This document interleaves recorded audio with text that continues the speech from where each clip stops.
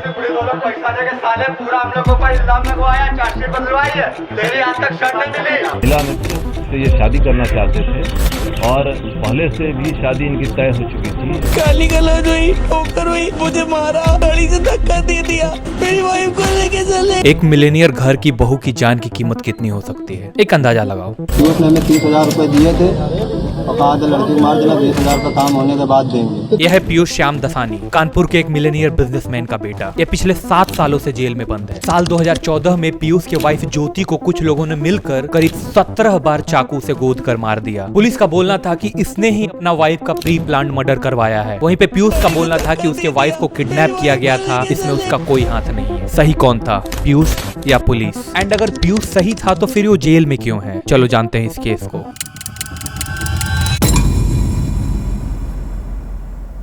यह है ज्योति। 1 सितंबर 1988 को एमपी के जबलपुर में इसका जन्म हुआ था। ये अपनी पूरी पढ़ाई लिखाई जबलपुर से ही की थी। इसके पिता शंकर नागदेव का प्लास्टिक का बिजनेस है। साल 2012 में ज्योति की शादी पीयूष से हो जाती है। पीयूष कानपुर का रहने वाला है एंड इसके पिता का बिस्किट का फैक्ट्री है कानपुर में ही। एंड पीयूष भी अपने पिता के साथ उसी फैक्ट्री में काम करता है। पीयूष की जिंदगी शुरू से ही काफी रईसों वाली रही है। उसे कभी भी किसी चीज की दिक्कत नहीं हुई थी। ऑब्वियसली शादी के बाद भी सब कुछ ठीक ठाक चल रहा था पीयूष एंड ज्योति के बीच। तारीख थी 27 जुलाई 2014। पुलिस के पास एक फोन आता है। फोन पीयूष का रहता है। पीयूष पुलिस को बताता है कि वो अपनी वाइफ के साथ घर जा रहा था डिनर करके। इतने में कुछ लोग आके अचानक से उसके कार के सामने बाइक लगा दी। फिर पीयूष को जमकर पीटा एंड पीयूष को गाड़ी से बाहर फेंक दिया एंड उसके बाद उसकी वाइफ को किडनैप करके ले गए। पीयूष अपनी वाइफ को लगातार फोन करता रहा, कॉन्टिन्यूअसली रिंग करता रहा, लेकिन कोई फोन नहीं उठा रहा था। काफी देर के बाद जब फोन उठता है तो फोन पे हेलो की जगह मुझे बचाओ की आवाज आ रही थी एंड ये आवाज ज्योति की थी। एंड पुलिस को ये बात मालूम थी कि ये जो लड़का अभी फोन किया है ये कोई आम लड़का नहीं है, एक कानपुर के मिलेनियर बिजनेसमैन ओम प्रकाश दसानी का लड़का है। पीयूष बताता है कि वो बड़े ही मशक्कत से किसी तरीके से एक बाइक वाले से लिफ्ट मांगकर पुलिस स्टेशन पहुंचता है। एंड सिंस ये केस काफी हाई प्रोफाइल था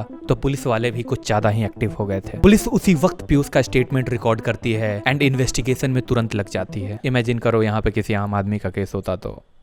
एनीवे, एंड इन्वेस्टिगेशन के बस कुछ ही घंटों के बाद पुलिस को एक होंडा एकॉर्ड कार मिलती है कानपुर के पनकी इलाके से। ये कार पीयूष की ही थी। पुलिस कार को खोलती है। उस कार में ज्योति तो थी लेकिन जिंदा नहीं थी, खून से लथपथ थी। गाड़ी में मानो खून का स्विमिंग पूल बन गया हो। पूरे शरीर पे चाकू से वार किए गए थे। लेकिन सबसे इंटरेस्टिंग चीज कि ज्योति का सामान जस का तस था। उसका फोन भी उसी गाड़ी में पड़ा था।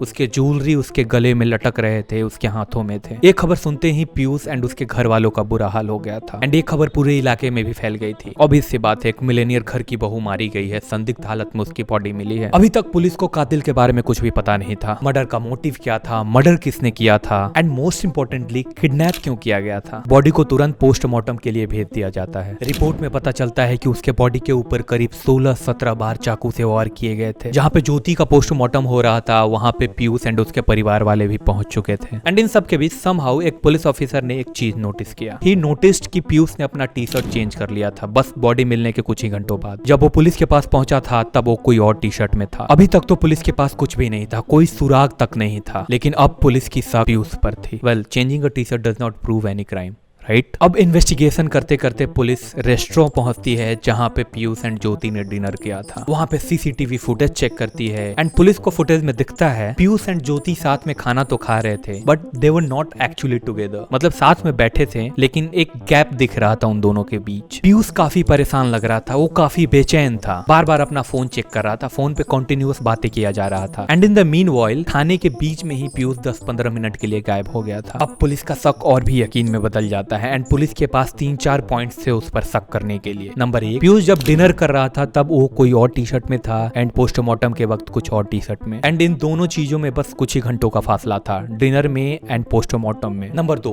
पीयूष का बोलना था कि जिन लोगों ने ज्योति का अपहरण किया था वे लोग मिलकर पीयूष को बहुत पीटे थे, लेकिन पीयूष के बॉडी पे कोई वैसा निशान नहीं था, न ही एक सिंगल खरोच था। नंबर 3, पीयूष पुलिस को इन्फॉर्म करने में करीब 1 घंटा का वक्त लगा लिया था, जबकि उसका फोन उसके पास था एंड एक एक पुलिस चौकी भी इंसिडेंट वाले जगह से बस 500 मीटर की दूरी पर थी, लेकिन फिर भी उसे रिपोर्ट करने में 1 घंटा का वक्त लग गया था। पुलिस के पास अब पीयूष का कॉल डिटेल्स भी आ गया था। एंड अब मैं जो तुम्हें बताने जा रहा हूँ, यू वोंट बिलीव, 1 जनवरी 2014 से लेकर 27 जुलाई 2014 के बीच पीयूष ने एक नंबर पे करीब 5500 बार फोन किया था। एंड वो सारी कॉल्स देर रात के थे। लगभग 2200 के आसपास SMS एक्सचेंज किया था। And on the day of Jyoti's murder Piyush ने उस सेम नंबर पे करीब 18 मिनट तक बात किया था। 150 SMS एक्सचेंज किए थे। एंड वो नंबर मनीषा मखीजा के नाम से था। पुलिस जब छानबीन कर रही थी तो पीयूष के घर से एक ज्योति का डायरी भी मिला था। एंड वो डायरी एनफ था पीयूष को कल्प्रिट बताने के लिए, पीयूष को दोषी बताने के लिए। वो डायरी बहुत कुछ बता रहा था। वो डायरी एक मिलेनियर घर के परिवार का राज खोल रहा था। उस डायरी में पीयूष के एक्स्ट्रा मैरिटल अफेयर्स के बारे में जिक्र थे। उसमें लिखा था कि पीयूष हर रोज रात के करीब 11-12 बजे घर से निकलता है एंड सुबह 4-5 बजे घर को वापस आता है। पीयूष ज्योति से ढंग से बात तक नहीं किया करता था। And somehow she got to know about his affair. And तब से पीयूष उसे मेंटली टॉर्चर भी कर रहा था, मेंटली हैरेस भी कर रहा था। ऐसा डायरी में मेंशन था। ज्योति लिखती है कि जब वो हनीमून के लिए स्विट्जरलैंड गई थी तब पीयूष उससे बात तक नहीं किया था। उस पूरे ट्रिप पे एक शब्द बात तक नहीं किया था पीयूष ने ज्योति से। हमेशा फोन पे लगा रहता था। ज्योति का बोलना था कि वो सिर्फ घर की इज्जत बचाने के लिए ये बात किसी से नहीं बोल रही थी। हालांकि उसने अपने एक दोस्त एंड अपनी माँ को इशारा किया था पीयूष के बारे में कि nothing is going good between Piyush and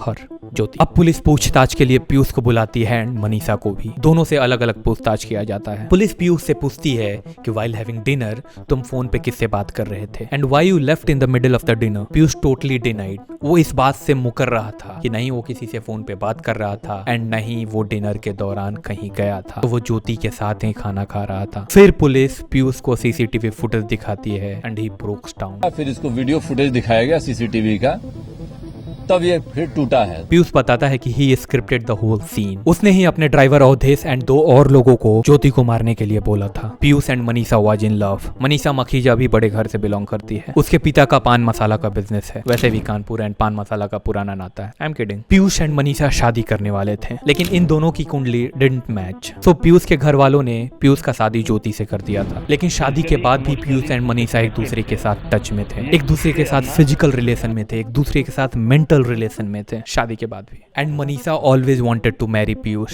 so Manisha and Piyush दोनों ने मिलकर ज्योति को अपने रास्ते से हटाने का सोचा and they were successful. And इस पूरे केस में करीब 8 साल बाद कोर्ट का फैसला आया। उस जजमेंट में पीयूष एंड मनीषा दोनों को उम्र कैद हुआ था एंड ड्राइवर अवधेश बाकी के 2 लोगों को भी आजीवन कारावास की सजा मिली थी। एंड जिस ड्राइवर ने ज्योति का मर्डर किया था उसका बोलना था कि पीयूष ने उसे फंसा दिया है। साले हम लोग को फालतू में साला बर्बाद मेरा बाप के ऊपर फायर करवा रहा है भाई। मेरे बाप के खर्रे लगे। ये थी आज की केस स्टडी।